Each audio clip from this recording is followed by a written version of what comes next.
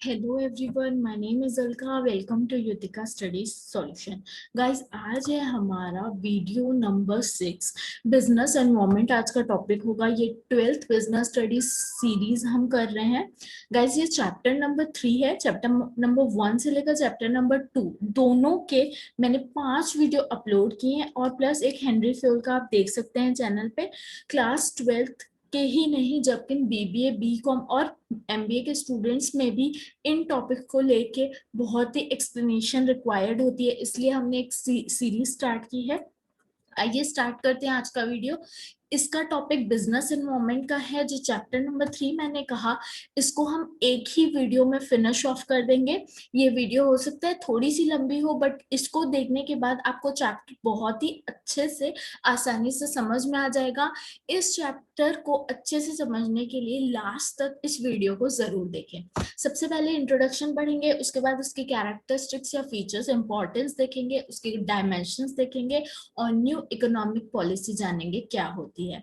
अब बच्चों, स्टार्ट करते हैं बिजनेस एनवायरनमेंट के साथ। एक बहुत ही अच्छे पॉजिटिविटी के साथ हम स्टार्ट करते हैं। देखिए, बिजनेस एनवायरनमेंट जो वर्ड है, अगर हम उसको बांट दें तो दो वर्ड्स निकल के आ रहे हैं। एक आ रहा है बिजनेस और दूसरा आ रहा है इन्वायरमेंट। ओके, एक आ रहा है बिजनेस और दूसरा आ रहा है आपका इन्वायरमेंट। अगर हम इसको डिवाइड कर दें, अब बिजनेस का क्या मतलब होता है? किसी भी काम में बिजी होना और फिर प्रॉफिट कमा के आना। तो हम इसको 11th में ऑलरेडी पढ़ चुके हैं। किसी भी काम में बिजी रहना और इकोनॉमिक एक्टिविटी परफॉर्म करना। इन्वायरमेंट का मतलब होता है बच्चों सराउंडिंग्स, जहाँ पे हम सराउंडिंग्स की बात करते हैं।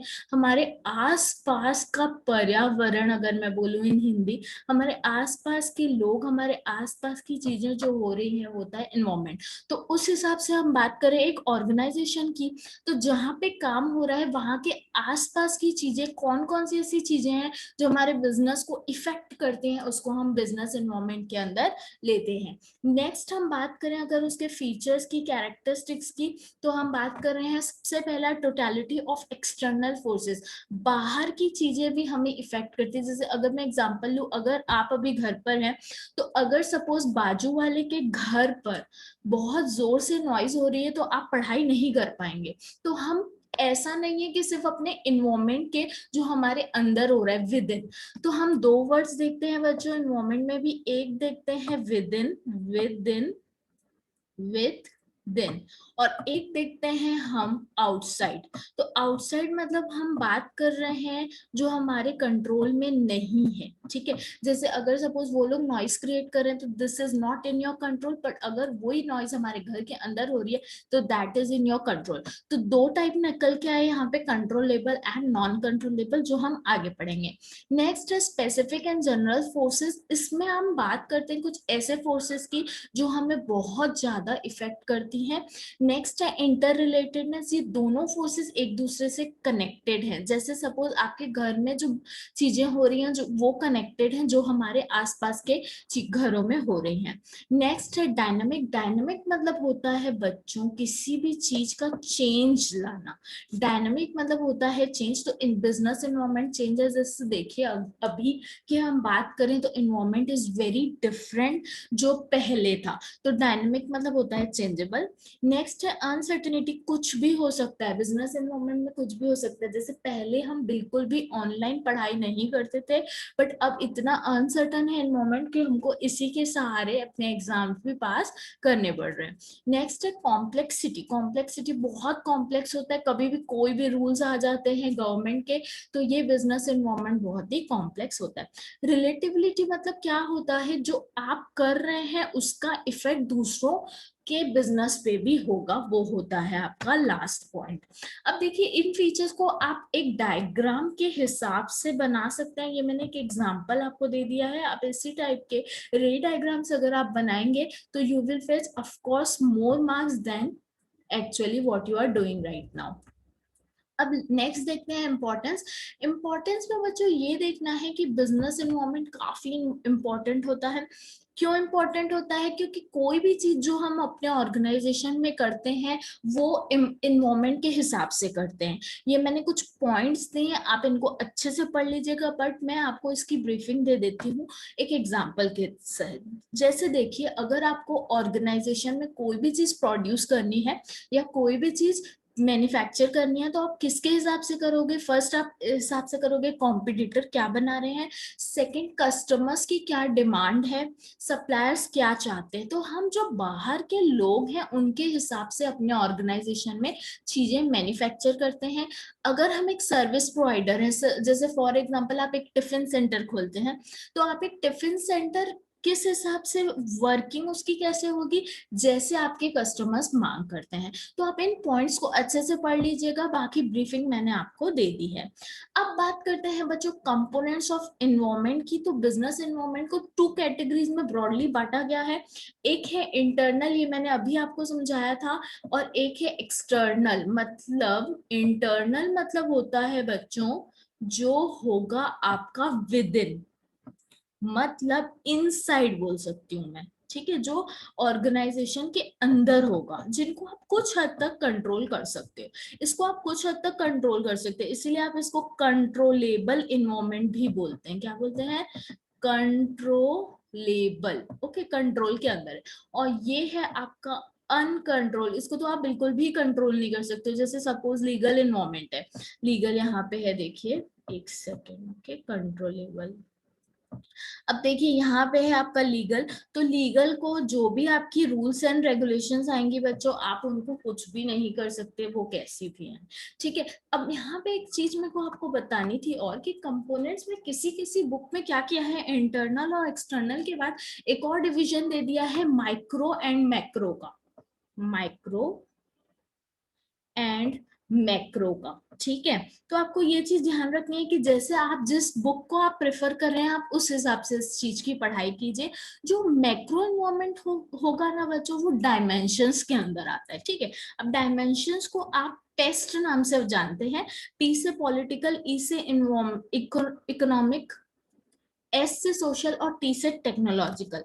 तो क्या होता है ना, इसको हम पेस्ट के नाम से जानते हैं। आप इसका शॉर्ट फॉर्म अगर आप याद करेंगे ना बच्चों, तो ये आपको कभी भी नहीं भूलेगा। तो आप इसका बिल्कुल अच्छे से याद करके रख लीजिए, पेस्ट। ठीक है।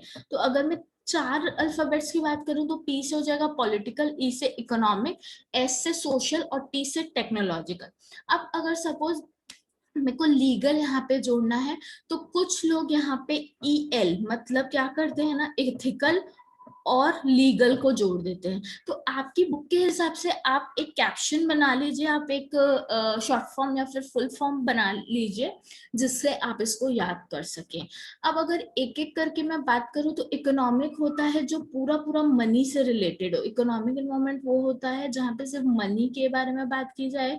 जैसे देखिए आप यहाँ पे डॉलर साइन भी देख रहे हैं। टेक्नोलॉजिकल की बात की जाए, तो जैसे वर्ड से ही समझ में आ रहा है टेक्नोलॉजी, जैसे हम इंटरनेट अभी यूज कर रहे हैं, तो ये टेक्नोलॉजिकल हुआ। सोशल की बात करिए किया जाए बच्चों, तो सोशल होता है कल्चर, जो भी हम सोसाइटी में रहते हैं, जिन लोगों से हम इंटरेक्ट करते हैं, कौन से हम रिलीजन में बिलीव करते हैं, ये सब सोशल एनवायरनमेंट में आता है। पॉलिटिकल एनवायरनमेंट में पूरा पूरा बात आती है गवर्नमेंट की। तो पॉलिटिकल वर्ड ही पॉलिटिक्स से ही लिया गया है, तो हम इसमें बात करेंगे पॉलिटिकल एनवायरनमेंट में पूरी गवर्नमेंट की।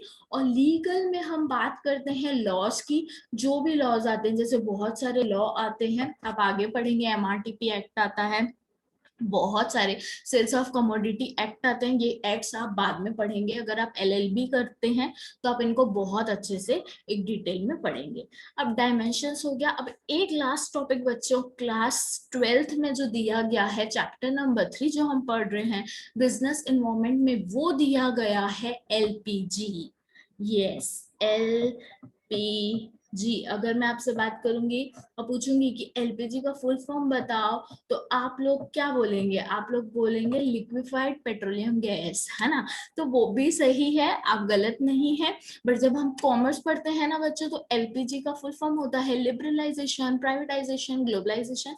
यहाँ पे ये थोड़ा सा ब्लर आपको दिख रहा होगा। ये है लिबरलाइजेशन, ये है प्राइवेटाइजेशन और ये है ग्लोबलाइजेशन। तो ये आया था 1991 में।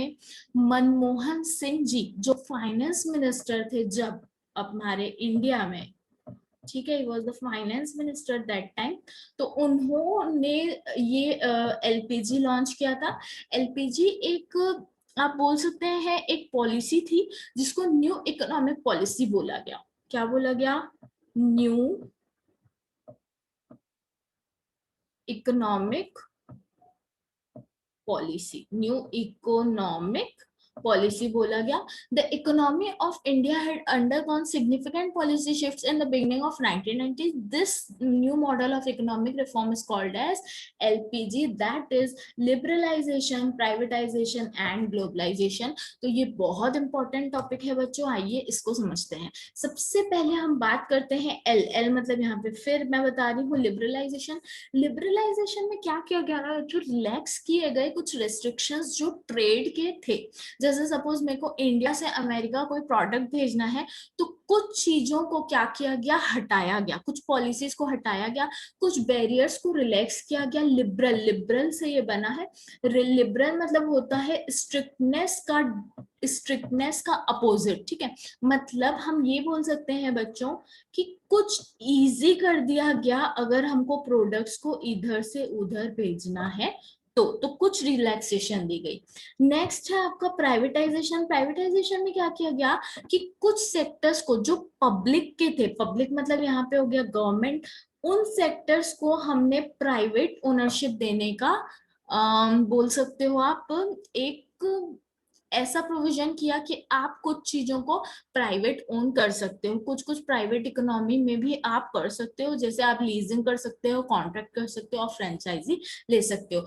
इन शॉर्ट अगर मैं बात करूं एक लाइन में, तो प्राइवेटाइजेशन मतलब पूरा गवर्नमेंट कंट्रोल नहीं है। अब अगर आपके पास पैसे हैं तो आप इन्वेस्ट करिए, अपने कुछ प्रोडक्ट्स को खरीद सकते हैं और कुछ लैंड्स को भी खरीद सकते हैं। लास्ट है आपका ग्लोबलाइजेशन। तो ग्लोबलाइजेशन में ये बोला गया बच्चों की हमको पूरा पूरा वर्ल्ड को अपना ट्रेड सेंटर बनाना है। मतलब अगर सपोज मैं इंडिया में रहती हूँ, तो मैं ये बिलीव ना करूं कि मेरे प्रोडक्ट सिर्फ इंडिया के हैं, इंडिया के लिए है। मुझे ये बिलीव करना है कि मैं जो भी कर रही हूँ वो एक ग्लोबल रीच होगा। जैसे for example today I am teaching, ठीक है, तो कुछ जो स्टूडेंट्स है बच्चों वो कुछ आउट ऑफ इंडिया के भी स्टूडेंट्स हैं। जैसे कुछ स्टूडेंट्स हमारे ब्राजील से हैं, कुछ स्टूडेंट्स हमारे मलेशिया से भी हैं, कुछ स्टूडेंट्स हमारे साउथ अफ्रीका से भी हैं। तो what they use to do, they use to take our notes and they use to learn. तो what I am explaining it is in Hindi, वो नहीं समझ पाते, बट ये नोट्स उनके काम आ जाते हैं। तो that is globalisation. It is like हम अपनी रेस्ट्रिक्शंस को हटा रहे हैं, हम सिर्फ अपनी जो सर्विसेज हैं या फिर हम सब जो भी मैं काम कर रही हूँ, मैं काम कर रही हूँ या आप काम कर रहे हैं, it is not only for India, it is for all the world, ठीक है। तो ग्लोबलाइजेशन मतलब हमको अपनी इंडिया में ही नहीं, पूरे एक ग्लोब को आप बोल सकते हो, एक पूरा ग्लोब, ग्लोब होता है ना जो हमने एसएसटी में देखा था, हमारे कुछ घरों में भी होता है ग्लोब। ग्लोब में क्या होता है, पूरे कंट्रीज होते हैं। तो हमको ये बिलीव करना है कि हम पूरा वहां पे भी ट्रेड कर सकते हैं। तो गाइज यही मेरा आज का वीडियो था। आई होप ये आपको यूजफुल लगा होगा। अगर आपको अच्छा लगा तो प्लीज लाइक कीजिए, और अगर आपको इन नोट्स की जरूरत है तो आप हमारे टेलीग्राम चैनल पे आइए, वहां पे कुछ स्टूडेंट्स हैं, आपको बहुत हेल्प मिलेगी। एक दूसरे को हेल्प करके हम अच्छी एक कम्युनिटी बना सकते हैं। और अभी तक अगर आपने सब्सक्राइब नहीं किया है हमारा चैनल, तो प्लीज सब्सक्राइब कीजिए, अपने दोस्तों के साथ शेयर कीजिए। And thank you so much for watching my video. Stay tuned like this. Thank you.